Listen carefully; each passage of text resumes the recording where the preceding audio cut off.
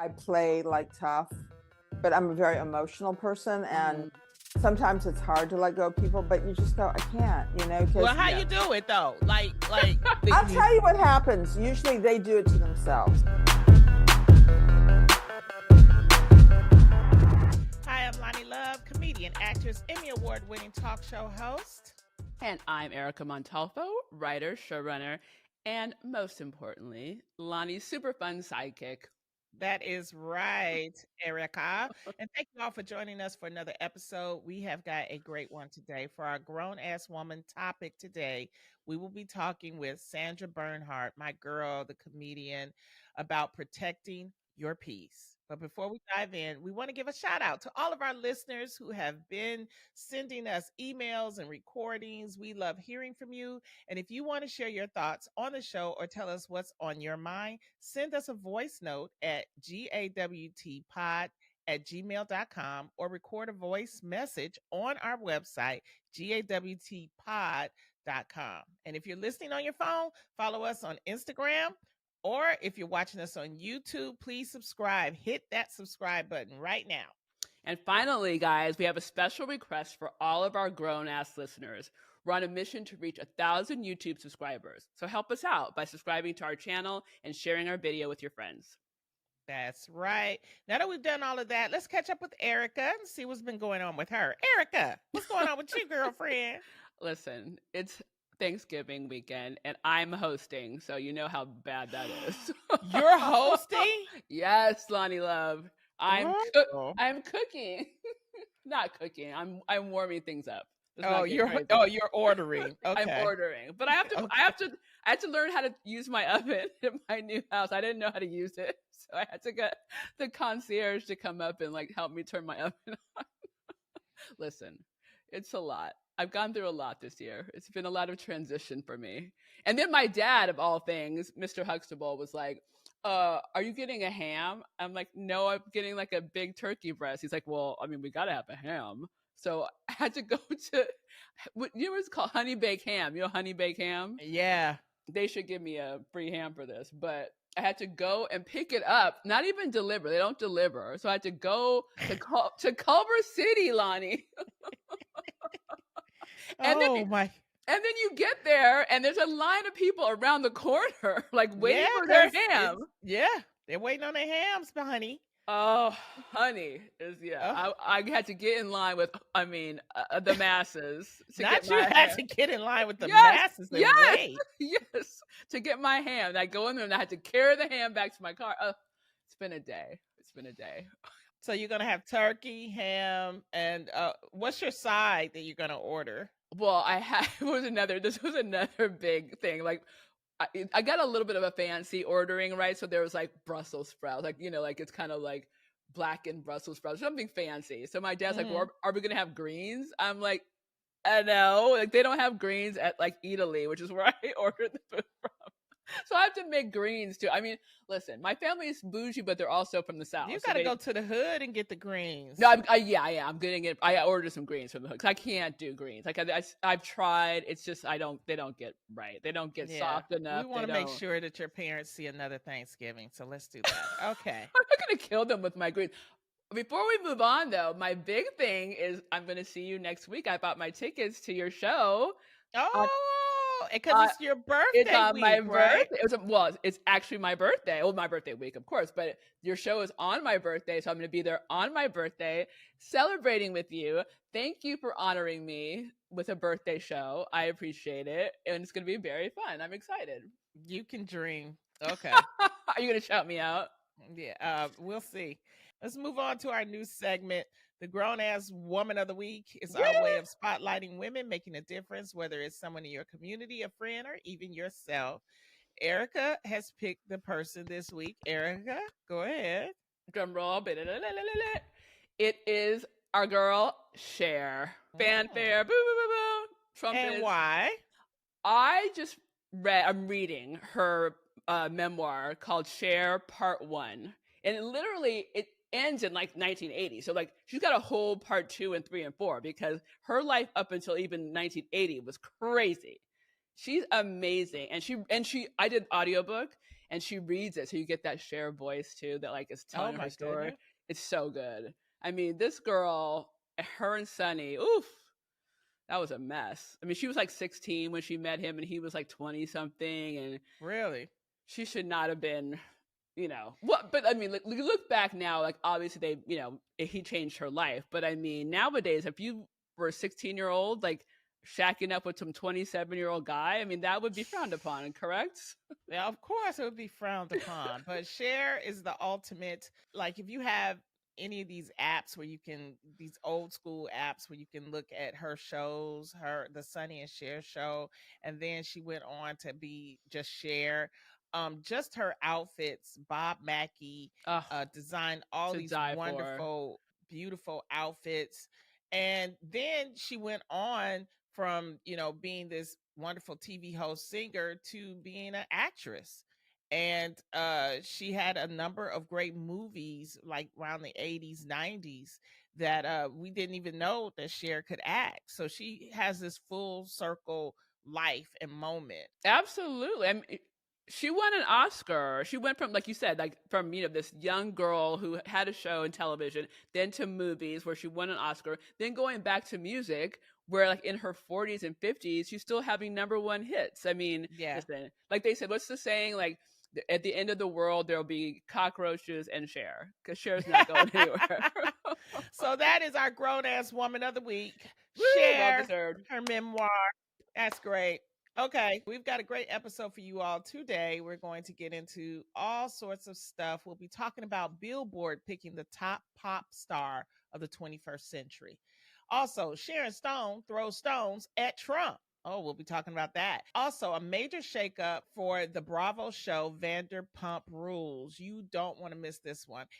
And in today's grown-ass topic, we're going to be joined by our friend Sandra Bernhard as we talk about protecting your peace. We'll get into all of that and more after the break. This is Grown-Ass Women Talking. Are you a grown-ass woman with something to say? What are you unapologetic about? What's got you fired up?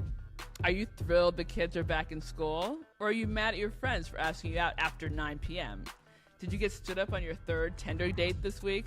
Whatever it is, let it all out. Visit our website at gawtpod.com and leave us a voice message. That's gawtpod.com,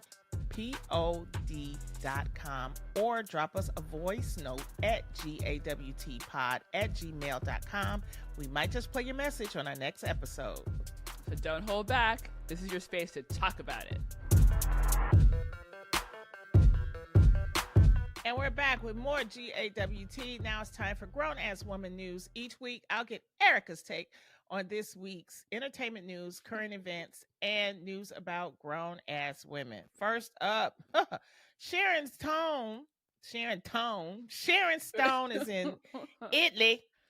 And Everybody's honey, in Italy. she's at this festival, the Torino Festival, and she was very vocal about why she believes that Trump won. She recently was at a press conference and she delivered this lecture. She basically said that, our country has not seen fascism, but Italy has. And Americans who don't travel, they are not as educated. And she says that 80% don't have a passport, they're uneducated, and they are in an extraordinary naivete. So basically, she's saying, and she got deeper, she says, we must say that good men must help good men. And those good men must be very aware that a lot of your friends are not good men.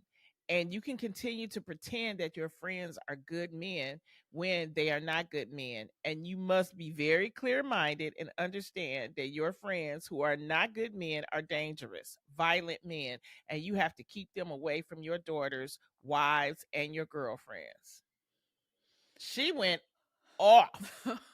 Well, listen, I have a couple things to say about this. First of all, we talked about Denzel last week, and having to take his keys because he's being too honest. Like sometimes. How old is Sharon? Same age as Denzel. I mean, that's when you gotta take grandma's keys. But I will say, I don't think she's wrong. Listen, I was married to an Italian. I spent a lot of time in Italy, and unless you go out of the country, you don't realize like how wonderful America is and how much freedom we do have until you go to a fascist country. Even though Italy's not fascist now, but it has a fascist history, and the economy is horrible, and they have zero water pressure, so you can't even take a shower and get the soap off. I mean, that's the egregious part to me. But Wow.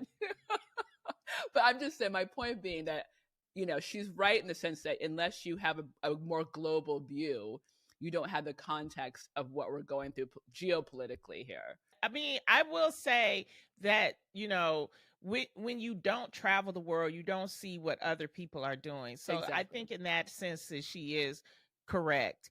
I just think that people are really upset. They're mad and they're letting out their emotions. And they can do that when they're in another country.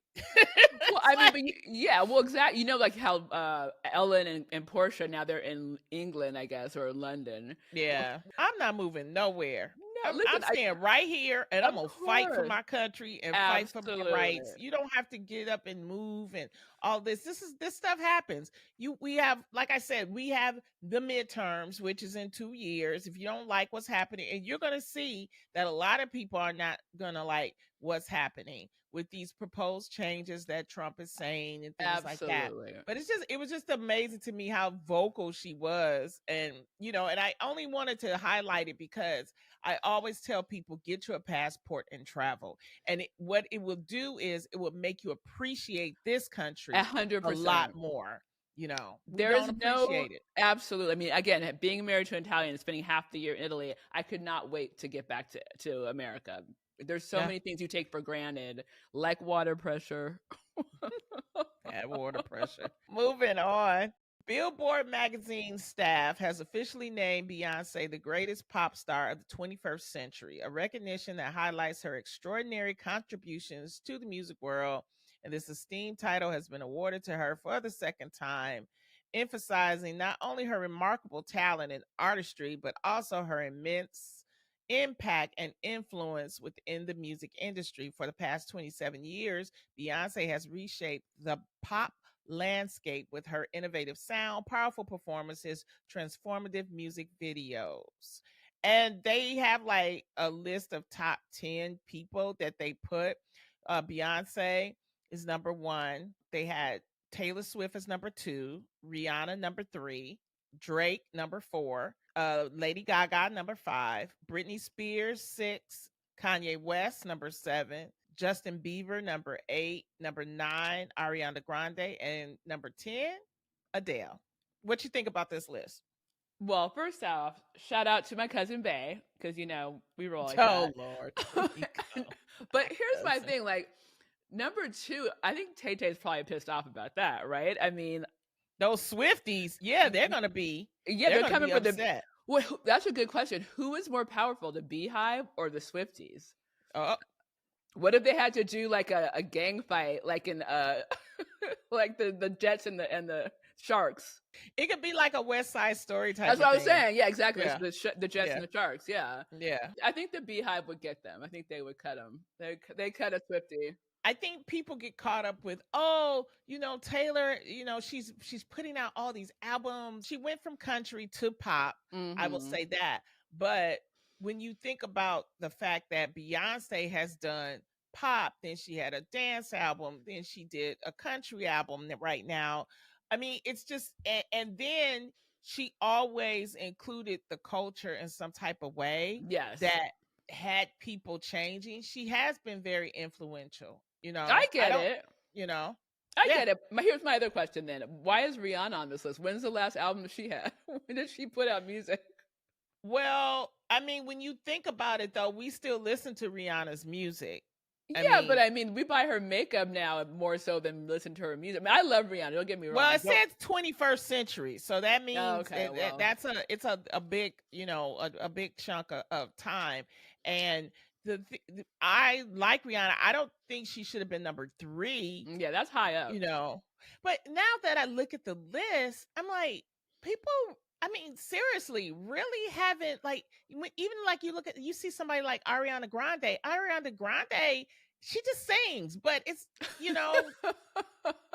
Well, what is she It's supposed to? What is she supposed to do? Well, she's in a well, movie no, now. but it's like you see Beyonce, she's singing, she's dancing, then she does all her side hustles, and then she has this wonderful organization down in Houston where she's helping some young women with housing and things like that. And so I don't know, I don't know, I just see singers as not I see Beyonce more Right. like of a community type like person Right. than anyone else. Well, I think Anyone else to on your this point, list. yeah, I think to your point, if the criterion is like influence, like if they're being influential outside of music, then that I think you're right. That Beyonce clearly like leads that. But if you're talking about who's influential in music alone, I don't think Rihanna should be on the list because she hasn't done anything in a while. But she's influential in the culture. She's influential in fashion, the same And way see, that's what they Kanye is. added. They Okay. added all of that. They're talking about Okay. not only just the artistry and the Okay. songs, because if it was that, then of course it would be Taylor. But Right. of Gotcha. course they're gonna try to cause some type of controversy by putting Taylor number 2.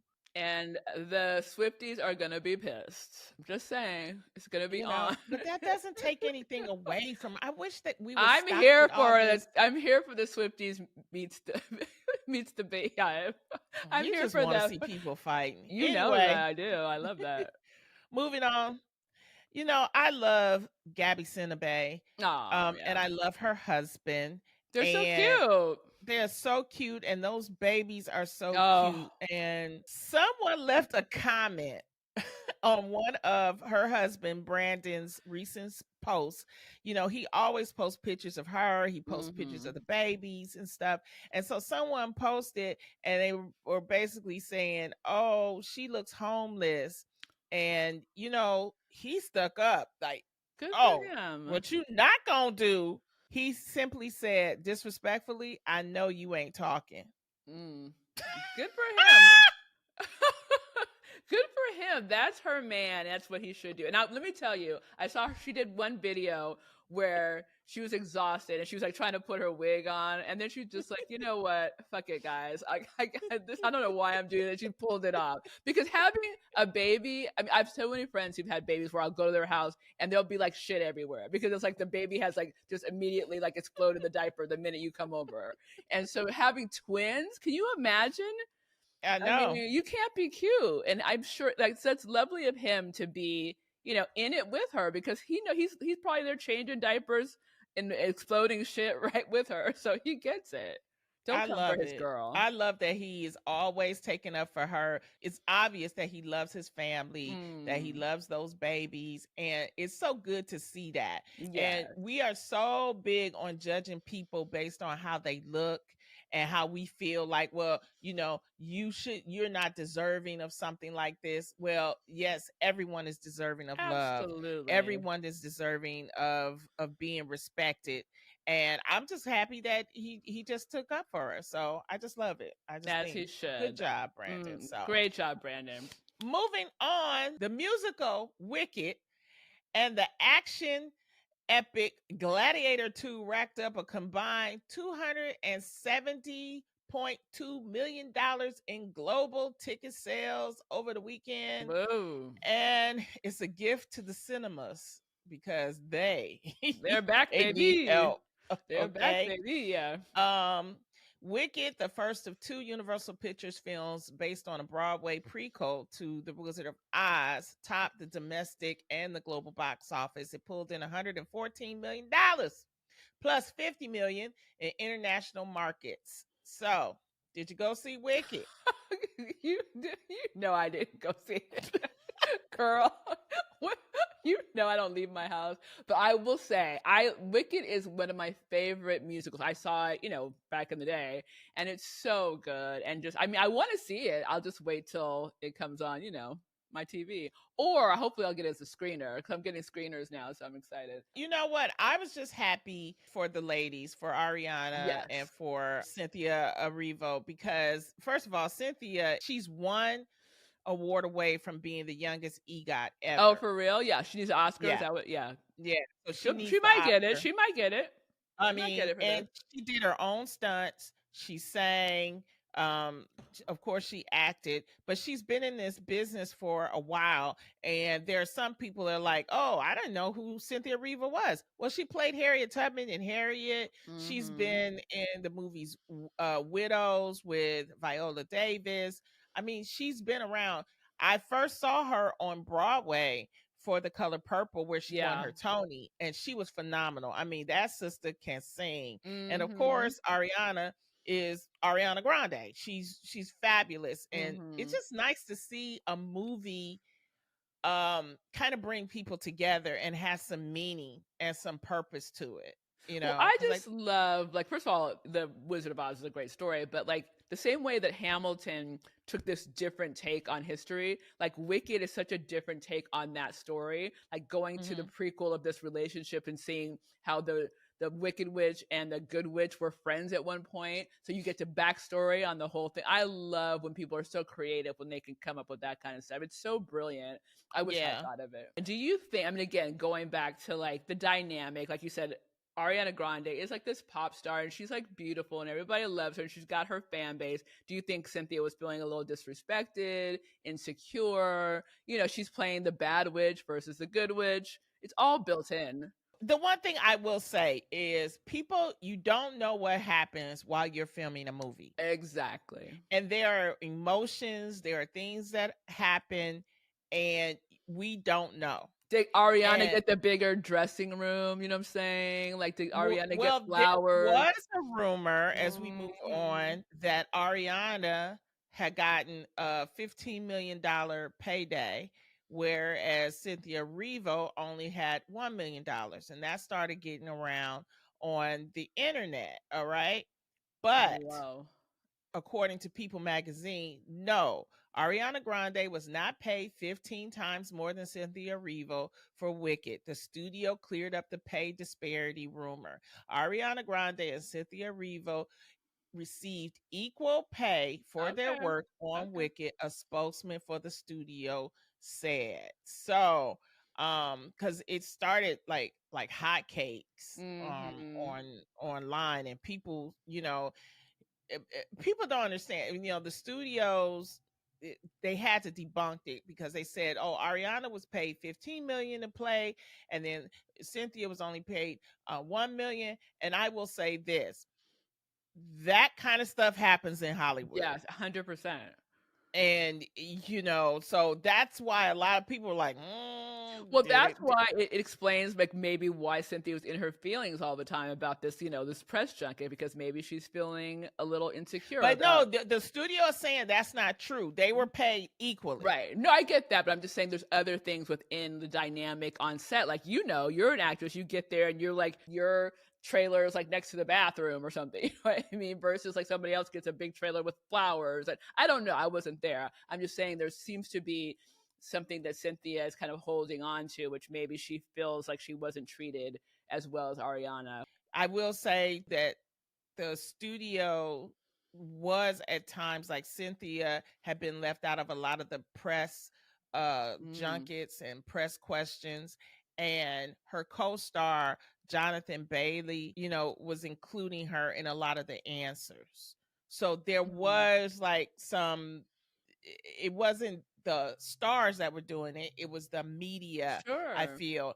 And this is why I say when you have good co-stars that recognize what's happening, they can help make it, you know, they can help pull it in and not make it so obvious and let people know, hey, she's a star too. Right. This is I mean, as a matter of, she's more decorated than Ariana. Ariana sing her butt off and got all the hits, songs and stuff like this. It's just that Cynthia has been busy making movies on Broadway.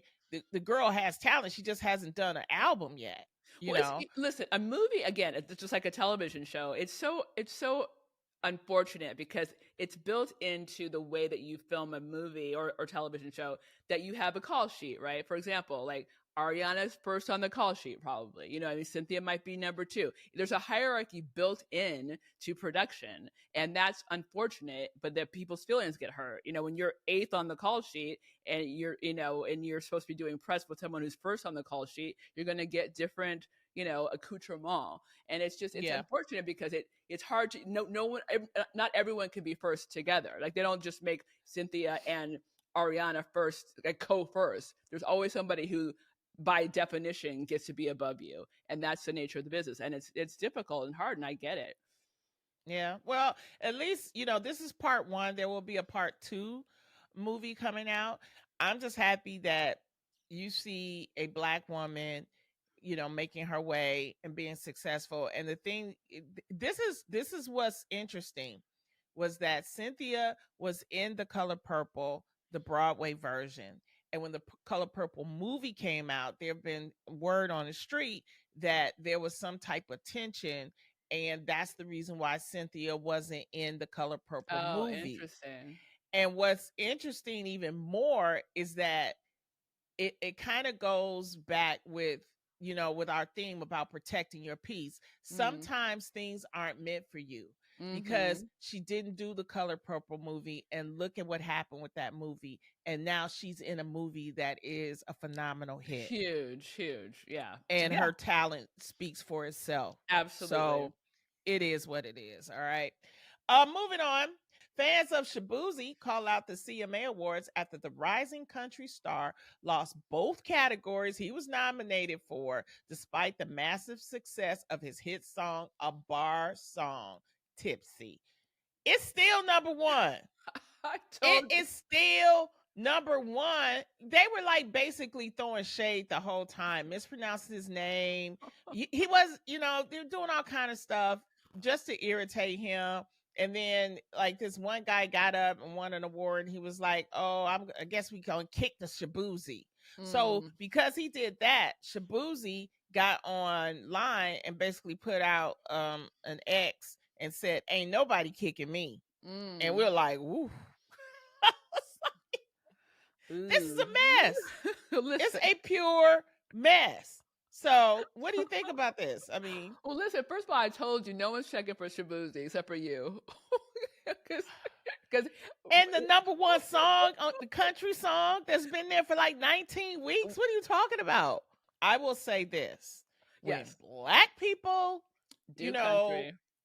Are when there's somebody that comes into the R&B category or the neo soul, we accept them with open arms. The NAACP will nominate them. The Grammys, of course, which is not community based, but the NAACP, Ebony magazine, we let everybody come in.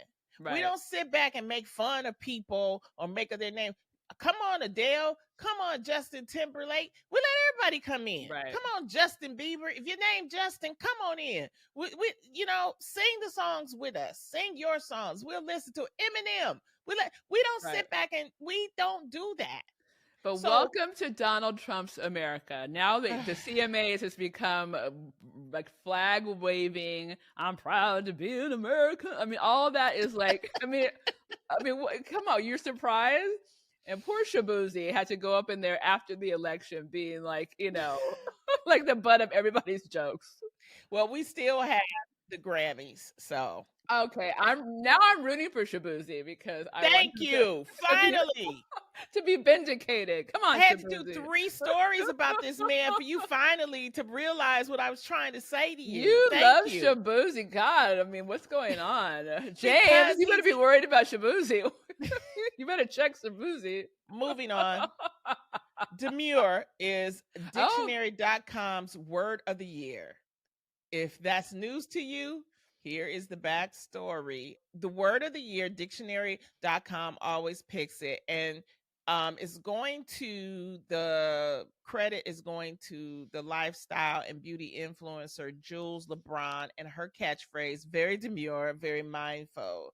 Demure means reserved, quiet, modest, but the reaction to LeBron's use of the word was anything but. People lost it. I mean, she literally put up this short video and she was saying, how to be demure at work. My hair is laid, my makeup is done, my lashes are on.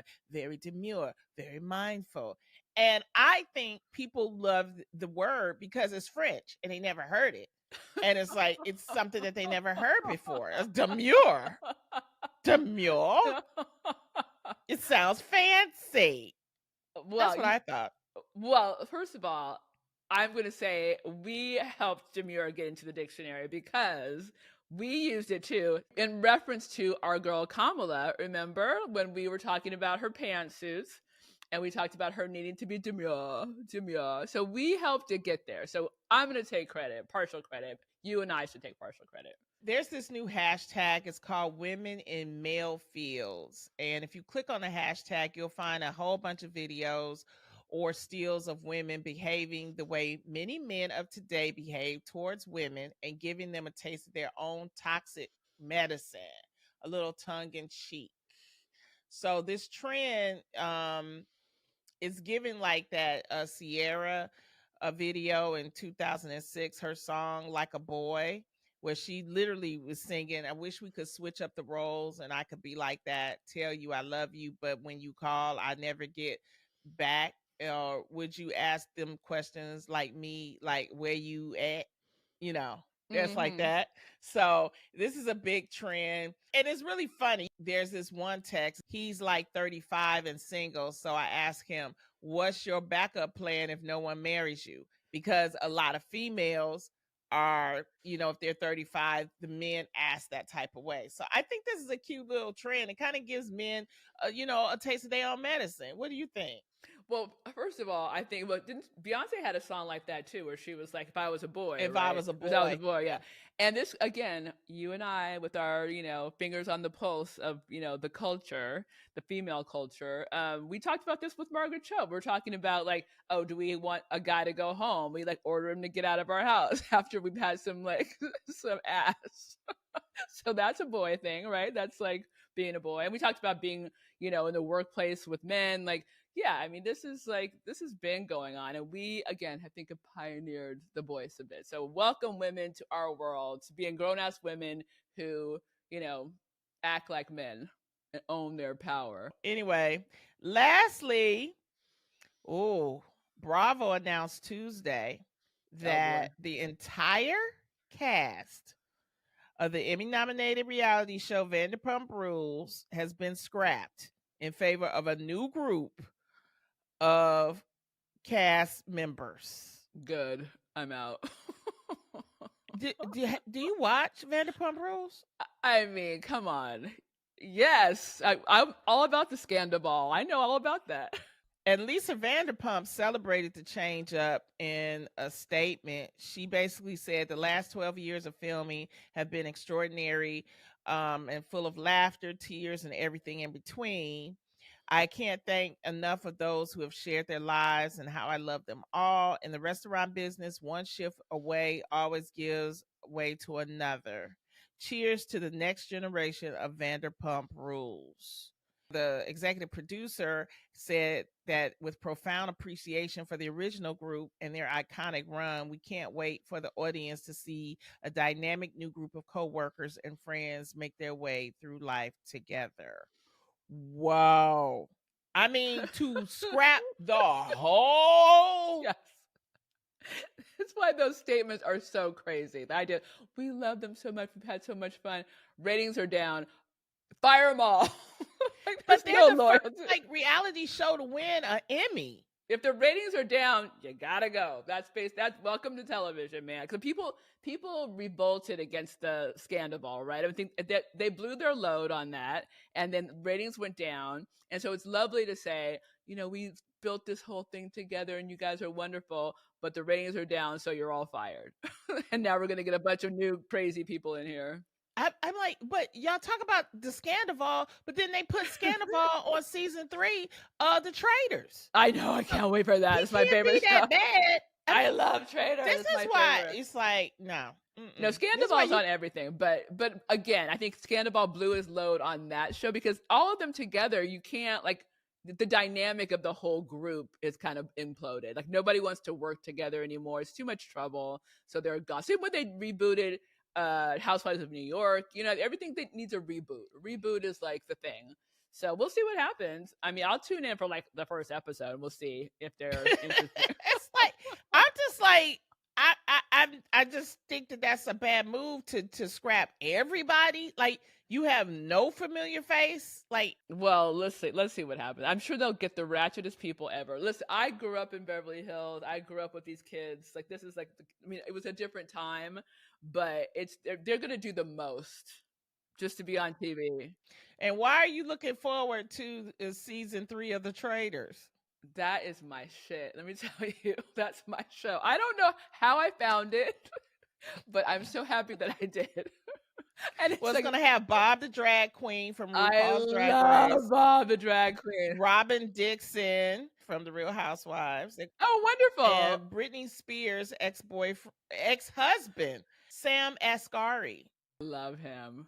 I think he is so cute, and He's he's really so trying cute. hard. He is trying so hard to make it in the industry. I think he'll come off really well because I bet you he's really sweet and he'll be super cute and maybe he'll win. Maybe He's he'll be. always down. He helps us at Project Angel Food Aw. every year for Thanksgiving. He's always down there and volunteering and stuff like that. He's a really very nice man. So, and you see, he's just trying to make it. I think this is a good thing for him. It's a win for him, like to come on and like change his perception. Not that he had a bad perception, but now Right.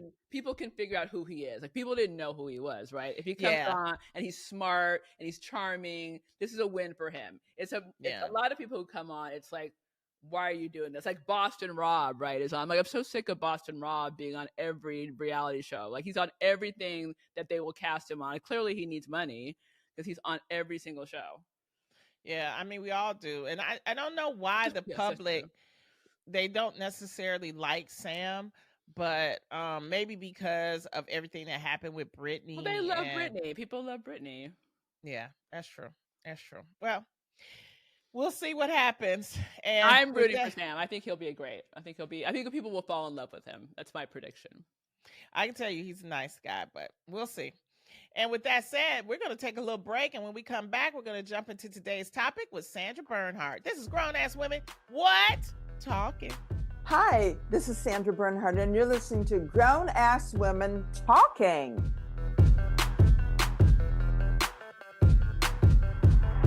Today's guest is a performer, actress, singer, and author for nearly 5 decades in the industry. She has gained attention in the late 70s with her stand-up comedy pioneering the one-woman show, and continues today with live show performances throughout the United States and overseas. Her legendary status continued with television and roles like, you've seen her on Roseanne, Will and Grace, and most recently in shows like Ryan Murphy's series American Horror Story and the Emmy award-winning Pose. She is back on stage where she belongs with her live show, Easy Listening, this December. Please welcome the one and only Sandra Bernhard. Hey, Sandra. Thank you, ladies. It's great to be with you. Thank you. Okay, first of all, tell us what you're working on and what you're going through. Let me just tell you something else that happened today. I was at Home Depot. Oh, God. Getting That's already a bad start of the day. No, it's not a bad. I love going to places like Home Depot. For me, it is a relaxing and fun. I needed a door stop for my bathroom door.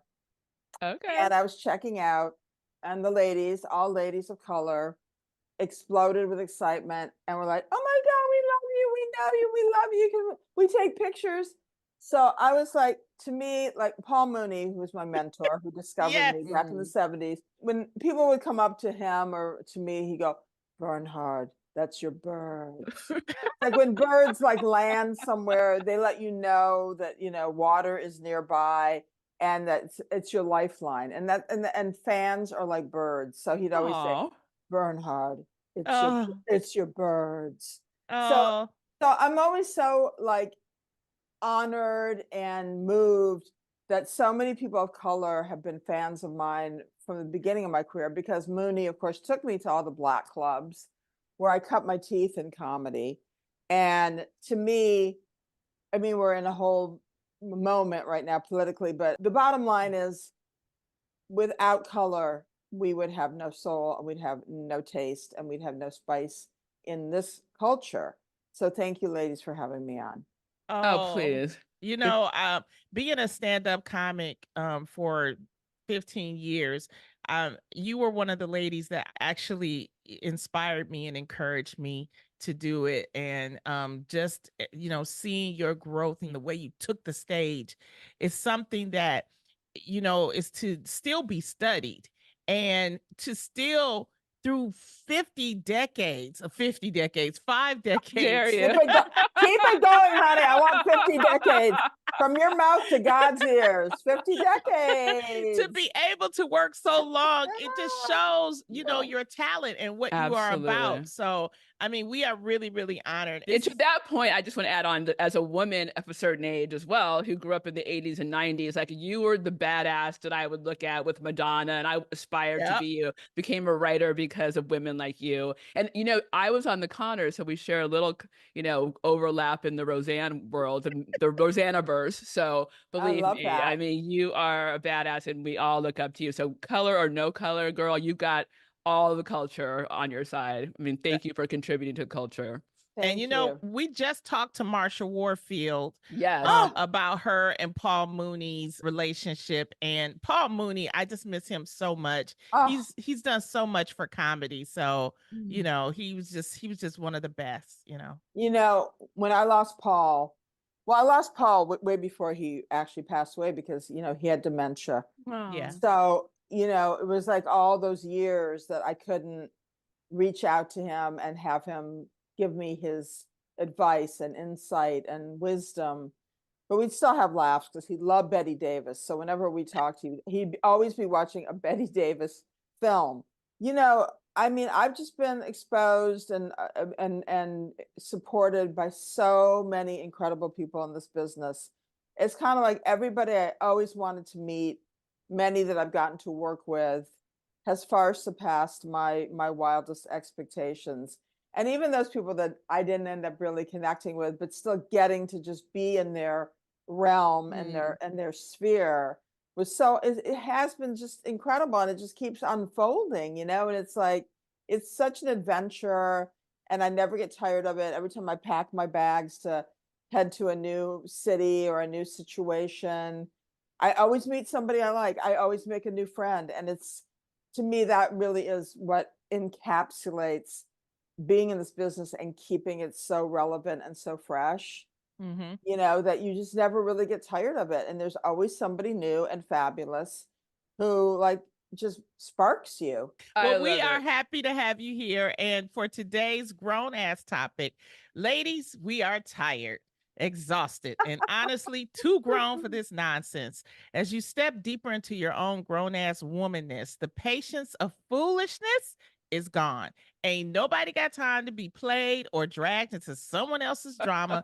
But here's the real question: how do you hold those boundaries, find your voice, and confidently say, I don't have time for this? This week, we're diving into the art of protecting your peace, embracing your voice, and owning the fact that sometimes you're just too tired for this nonsense. Let's talk about how to draw boundaries, avoid burnout, and still show up for the things and people that matter. Sandra?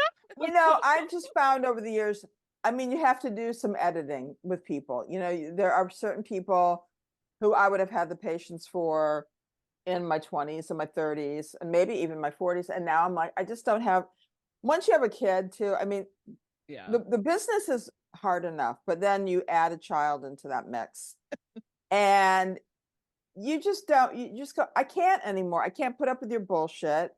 I can't put up with your demands. And it's not fun anymore for me to hang out with you. So you're going to have to just hit it. I have jettisoned a lot of people over the years.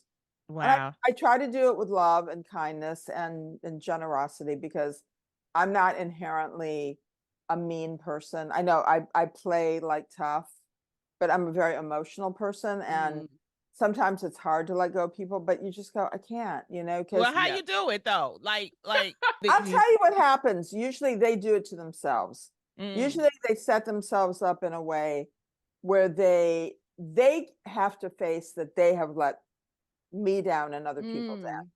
And so it's a little less on me than just like we all come to a natural, conclusion. And it's sort of like this just isn't working for anybody anymore. So let's just, part ways with, with love and goodness. And other times you just walk away. That's it. You just walk away.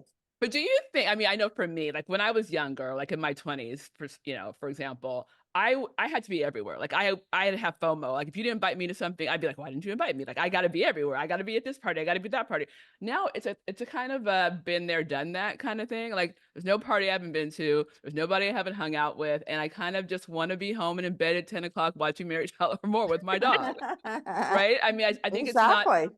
Right. I mean, it's just like to get you out of your house at this point has to be something special or someone special, to your point. It has to be a friend who has been there for you. So you're not going to be going out of your way to be with people who have disappointed you. It's all that kind of like what is the hierarchy now of like priorities. Right. Well, it's that for sure. And also, I mean, I think so many people now see what's going on their social media. That's another thing that's changed Right. everything. Yeah. So you kind of like, you can make a lot of informed decisions now that I couldn't make in my 20s. When I first moved to LA back in the 70s, it was like, first place, there wasn't that much going on. I mean, I was performing every night, and then I was working, I had my day gig as a manicurist in Beverly Hills.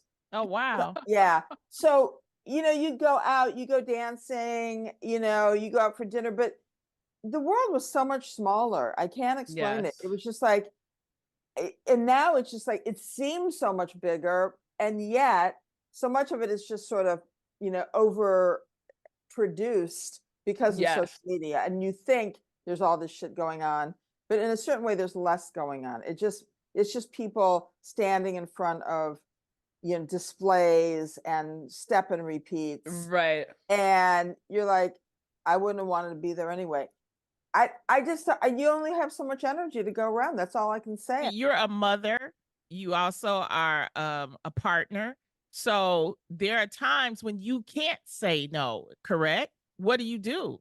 Oh, well, for my personal relationships, I don't usually want to say no. It's like, Got it.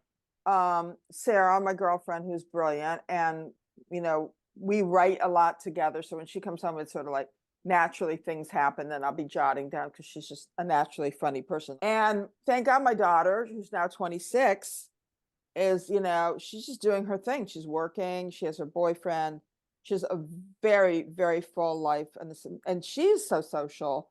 And I kind of live vicariously through what she's doing, because I couldn't do what she's doing anymore. It would just be ridiculous and embarrassing. You're only in your 20s Right. when you're in your 20s. Exactly. And then once you graduate and go on from that, I mean, you can't just show up at shit when you're like, Right. on this You side of could, things. but it'd be sad. It would Right. be sad. It Right, would, right. and I would never expect her to be my lifeline to entertainment and fun. That would just be Right. Yeah, that would be pathetic. sad for her. Yeah. Okay, I have a question for both of you ladies. Okay. What is your go-to phrase when you're trying to shut down something like nonsense? Mine used to be I have cramps, but that doesn't happen anymore. So Cramps. so That's hysterical. but I'm too old for cramps now. So that one's out. Now I just ghost people. Like I really do a lot of ghosting, which is not cool. But I think I ghost, but then I come back. Like I ghost for a while and then I blame work, but I just have to Blame sometimes work. yeah, That's the blame biggest work. thing. Yeah. But I Yeah. take a step back first. I mean, I definitely let you know that I'm not returning your texts in a daily fashion, you know what I mean? Which gives you kind of to your point, Sandra, that when there's people who I kind of need to get distance from, the message is I'm not returning your call or text very quickly. So they know that I need some space from them. And then I come back around. I'm just the opposite. I'll just usually go, oh, hi, honey, I'm just like crazy right now, and I love you, and I'll get back to you real soon. But again, You're it's like, sweet. I just called my friend Joyce, who I've known since the 80s. We wrote a script together for me and Joan Rivers. It never saw the light of day, but it was a great idea. And I just wanted to touch base with her, and we hadn't spoken. I used to talk to Joyce constantly. And I was just like, I need to just call her. I this texting thing, because you're trying to get in the nuances with text, and you can't lay them in, Right. because it turns into a novella. So I just, okay, Yeah. I'm calling my friend Joyce and checking in, and it was That's so nice. nice Yeah. to hear her voice and just like have a download. Well, I have a question then. I have a two-part question, really. First of all, do you think as we get older, it's okay to kind of take a step back from these friendships? Like you said, you'll check in, but you don't talk to your friends every day anymore. Like this woman that you know did the script with. I mean, but you have a kind of a grace period now where you can come back and just start where you left off, right? There's no animosity there. And my second question is, you and your partner, Sarah, like, is she cool when you need to take a couple minutes away from her in the house? Like, do you go to different corners? You have different offices? Like, what is that like? Are you respectful of each other's spaces, or do you get your feelings hurt? I think there isn't a friend in my life who I'm really close to who doesn't have a really mature overview of life that I can't pick up the phone and pick up where we left off. Because, That's great. and everybody's at the point where like, the world is so tenuous. The country is on pins and needles. It's everybody's just trying to keep their shit together. So we're all there. We all know we're there for each other. Now, in terms of my partner and that whole thing, you know, it's hard. It's especially hard in New York City because when you're in LA, you have a house. If you got into the backyard, there's more space. There's more places to escape. Right. But the great thing about New York is you can go for a walk and you can I take George out for a walk, but you know, she works all day long, which is great. So I have the apartment to myself because I need it to write and do interviews and do my thing. So it's kind of the best of both worlds. So by the time she gets home, I actually enjoy catching up and spending Yeah. time. I And love so that. that usually is not an issue for us. My ex-husband and I, like, I would joke about, we were married for like 12 years, and each house we would get would be bigger and bigger. And then like his office would be like one end of the house and mine would be the other end of the house, just because that's how we would get along better and made us, I guess, last for 12 years. But I think to your point, I think, you know, as a writer, I needed to have space. And sometimes people don't understand that. So there's things that solitude that is needed that isn't meant to be like, I don't love you. It isn't meant to be like, you know, I don't want to be with you, but give me some space and then I'll come back to you at the end of the day and let's touch base. But not everybody can accept that. I'll just say no. Like my boyfriend James, I'm like, we just no, I'm not sleeping with you because you snore, you fart, you do everything. I can't get rest. You want to leave the TV on. So you're gonna have another room, and I'm gonna have another room. And that's and you know what? And we're still together. It's been Because what, James 5 receives years. it though, but see, not everybody is James. Not everyone, people get their feelings I- hurt, you and- know? But that's why you don't just sleep with everybody, Erica. We've talked dare about you? this. Sandra, don't pay attention to us. But we're in different times now, like even with social media.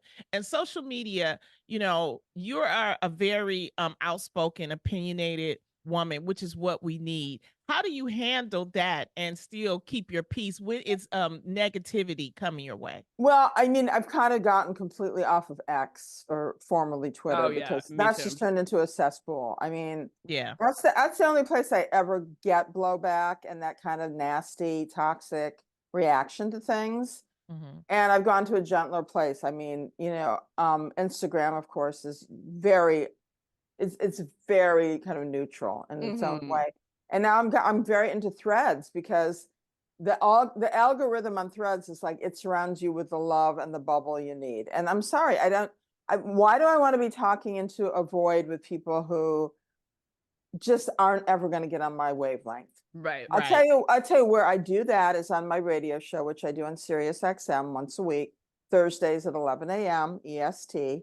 Yes. And that's the place where I reach out to everybody, you know, and I take callers and people across the country call in. And, you know, of course we filter out the calls because I don't want to get controversial one-on-one with people like that. I'm not in that world. I'm not a shock jock person. I'm an intelligent person who wants to, you know, somebody can disagree with me, but it's got to be, you know, it's got to be civil. I can't, you know, those things really rock my world. I can't get into fights with people. But it's interesting because I reach people that I've never reached before. You know, people call me from North Carolina. They call me from, you know, the Midwest. So that to me is like I really feel that I've had an effect on people in a positive way because you don't really know who's hitting you back on social media. You don't see them.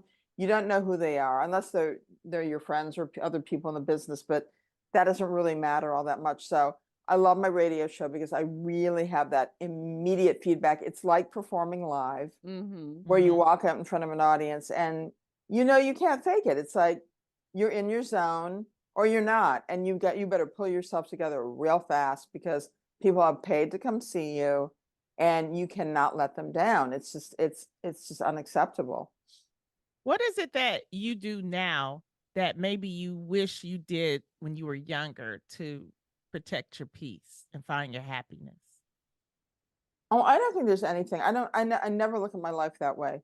A matter of fact, there are times where I wish I could still have just a little bit of the craziness I had in my 20s and 30s and 40s. But of course I can't because I'm in a relationship and I have a child. And if I did some of the things now that I did then, I mean, it would be all over social media. Not that I ever did anything. I mean, I've never been into drugs. I've never done anything because I was drunk. What would be a crazy thing that you want to do? Like, what's the one thing that you miss? Just going out and partying and being with people and being a little bit, flirtatious and outrageous. Oh, but, yeah. you just have to draw the line. You can't do that anymore. You didn't miss nothing. You probably would have ended up in a Diddy party. You didn't Oh, want no. that. No, baby. No.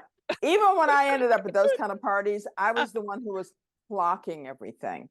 I never did. That's what I mean. You knew when to go home. I never did anything at parties where I was like the next day, like, what did I know what I was doing, and I was flocking all the people who were being trashy. Yeah, you knew when to go home. You knew when to go home. Always. I love that. Why do you think people get caught up like that though? And not say no or unless they're drugs. Because they're really, really, really insecure.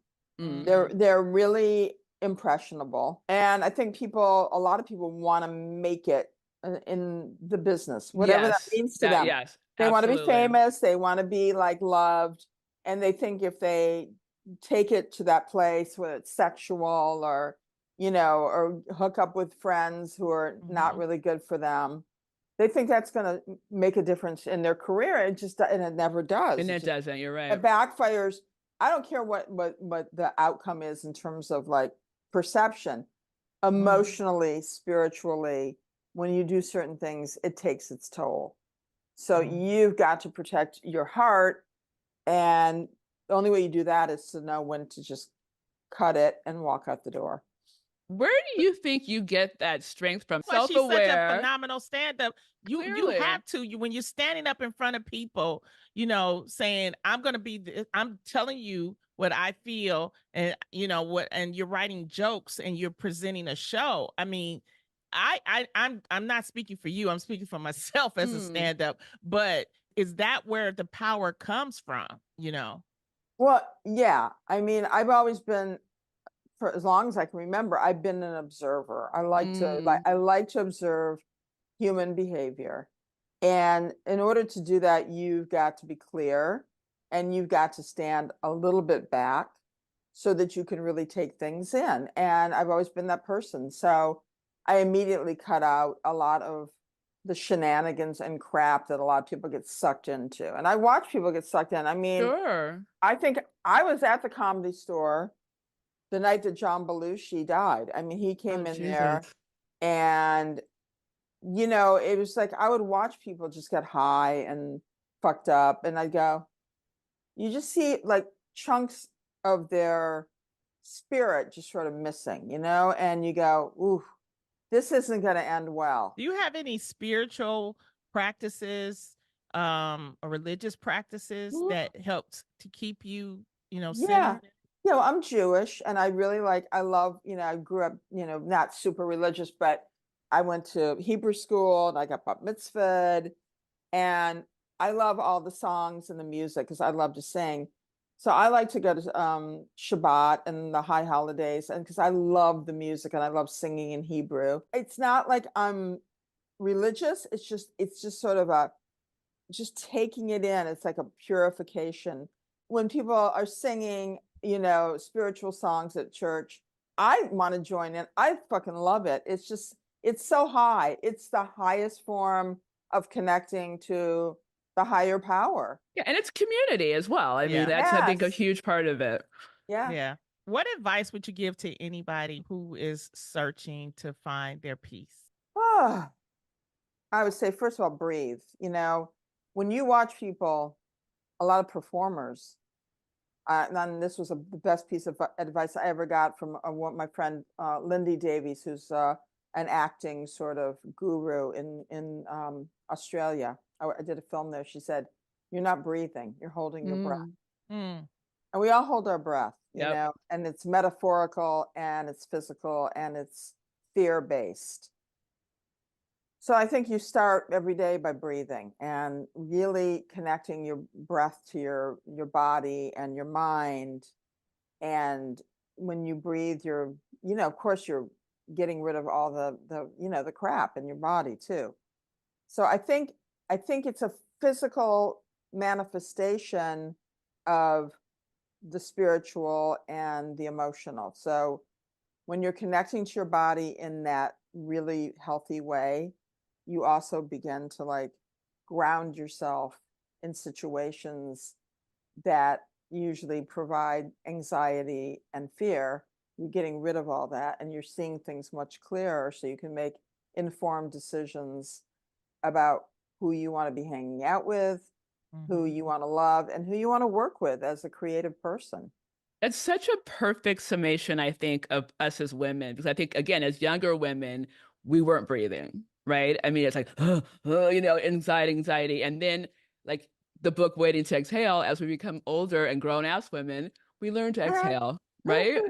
Yes. I love that. And before we let you go, can you tell us a little bit about your live show, Easy Listening? Yes. It's a kind of a collection of stories about what's happened during the year, people I've met, recollections, all interwoven with, really eclectic music, songs and music that have inspired me throughout the years. And, it's kind of like, it's a one woman sort of like celebration of stripping away the past year and where I'm at, getting ready to jump into the new year. Sandra Mwah. Bernhard, thank you for joining us So today. much love. And to our listeners, be sure to check out her live show, Easy Listening. Details and a list of cities near you will be in our show notes.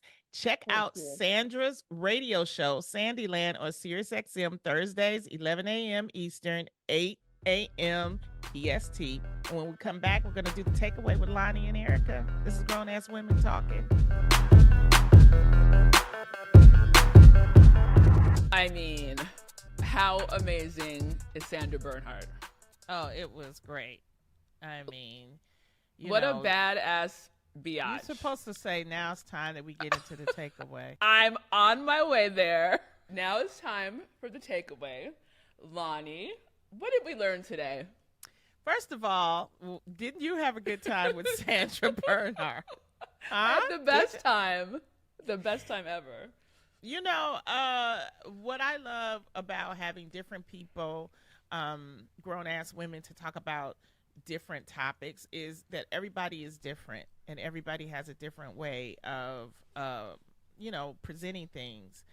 The thing that I got from her conversation is that, when you love someone, your piece is different than with your friends. And I totally can understand that because I'm like that with you and James.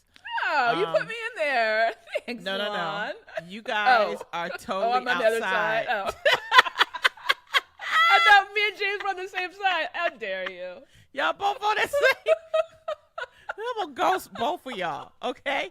I thought you were saying you love me and James.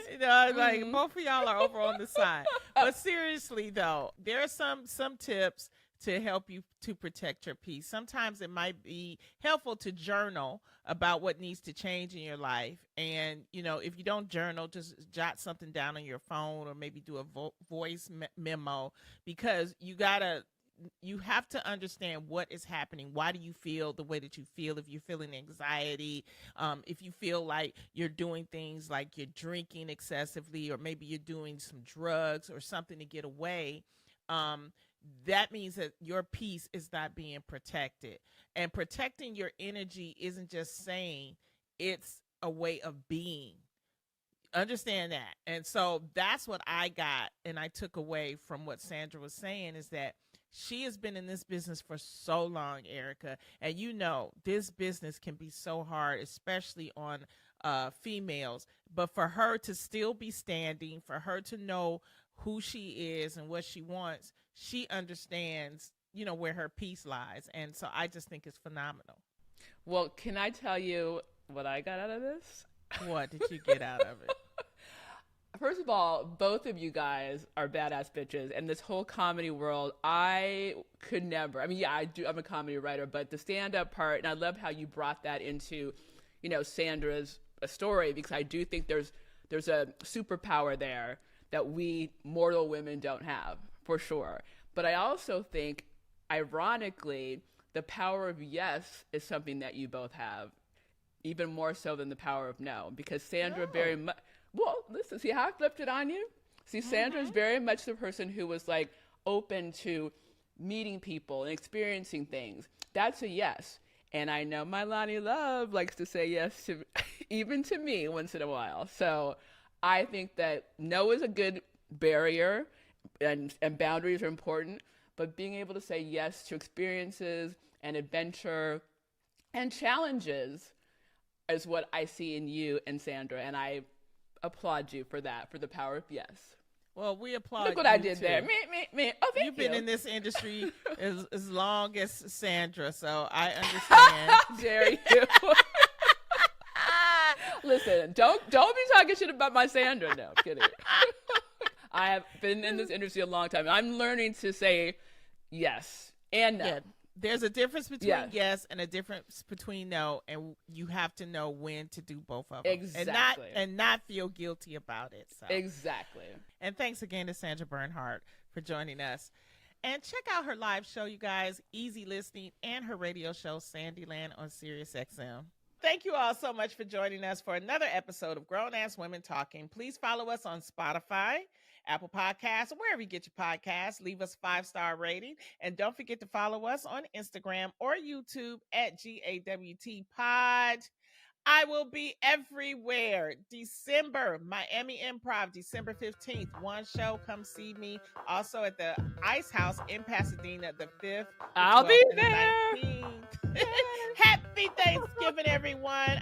We are thankful for you all. Yes. Understand that and be grateful. Gobble, gobble. Love to everyone. Grown Ass Women Talking is a collaboration between True Love Productions, Dunnigan Lane Productions, and Heart Media Productions. Our executive producers are Loni Love, Erica Montolfo, and Siege Pokinghorn. This episode was produced by Siege Pokinghorn and edited by Nicholas Crawford. Our music is by Cole Curtis. Special thanks to Elizabeth Munch,